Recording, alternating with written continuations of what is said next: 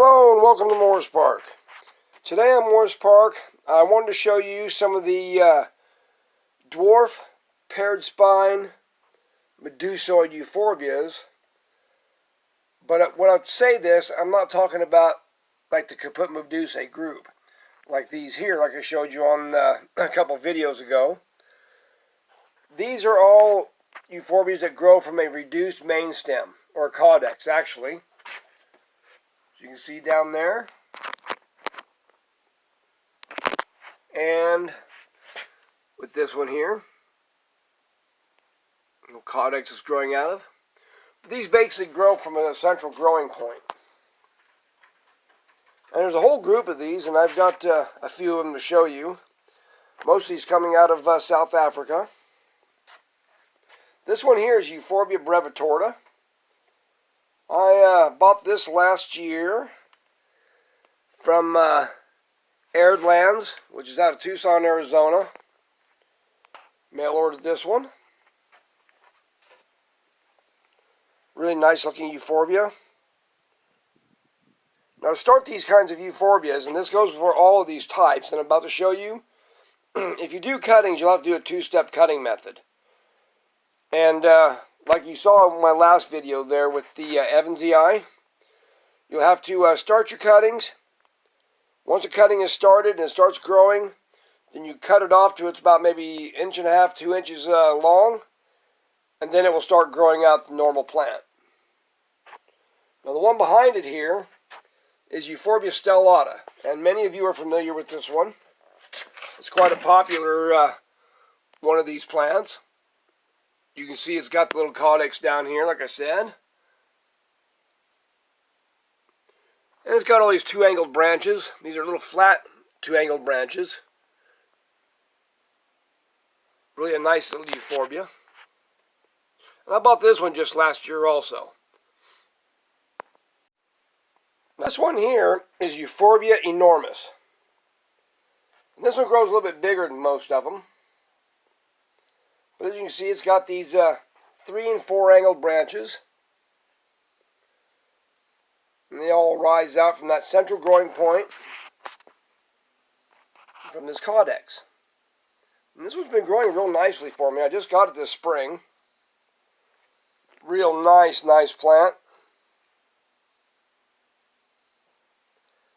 Now these dwarf paired spine plants, they're usually pretty closely related, or say are closely related, and they're pretty easy to cross actually.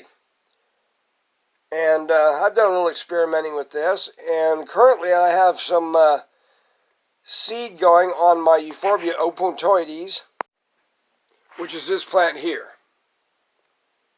See, it's got the flat branches and some 3-angled branches also.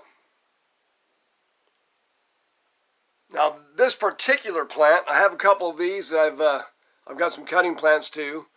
This particular one isn't the one I've got the seed on. Right now it's on a cutting plant, and I'm waiting for the seeds to ripen up. I've got them netted up, and waiting for those seeds to ripen so I can start these new plants of this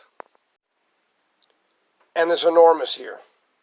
That might be a pretty interesting hybrid. So we'll wait on that, and when I get those going, I'll have to show you guys what I get. Sometimes it takes years to find out on these hybrids exactly what they're going to look like. And I'll show you this in a second. This is Euphorbia enigma. And this is a plant that came about in my own greenhouse. This is a hybrid actually between Euphorbia stellata, which I just showed you, this type here, and my Euphorbia Evansii, which is this plant here. And you can see it's a tree type. Very unusual for a tree type in the stellata to hybridize, but being that they both grow from a central main stem like this, I guess it makes them closer than a person might think. Show this as I back off here. Very nice tree. Anyhow, But yeah, I got this plant, and this plant has never ceased to amaze me. It's always been changing, ever-changing plant, this hybrid of mine. And it's one of the most rare in the world because this is the only one. But I have done something about that, so this wouldn't be so rare, and I might not lose it someday. I've started some cuttings of this. Some of the four-angled branches, I decided to start them up and see what they would do. I'll have to do a two-step cutting method, which means once these get rooted, I'll have to cut them off and do much like I did my Evansii cuttings here. You can see I cut those off. They've restarted and started growing normal main stems. And that's what will happen on this when I get done. It will start new plants when I cut it off, and then I can remove those plants and start them and get the plant with the normal caudex. Very cool. So there's 5 more in there, and hopefully they'll all come out and I'll get new Euphorbia enigmas. A Morris Park hybrid, unique to my greenhouse. Now this is a Euphorbia growing waldii, and it also grows in the same manner as you can see. Got the little caudex down there, you can see there under there. And a lot of these, in nature, they grow with these branches just right on the ground, and this caudex is actually buried. But in cultivation, you want to kind of leave this unburied, raise it up. 1, because it looks really cool, and 2, it just saves it from rotting. You don't have all the moisture all around that caudex like that, and you can control how much moisture it's actually getting, and so you won't lose the plant. I've got something interesting going now. I've taken this plant, the pollen from this plant, and crossed it with this stellata. So I've got a new hybrid I'm going to be having going on here, and I'll show you that in just a second. It ought to be pretty interesting. And this is the result. This little guy here. If I can get it to focus at all. This is a stellata growing waldii hybrid.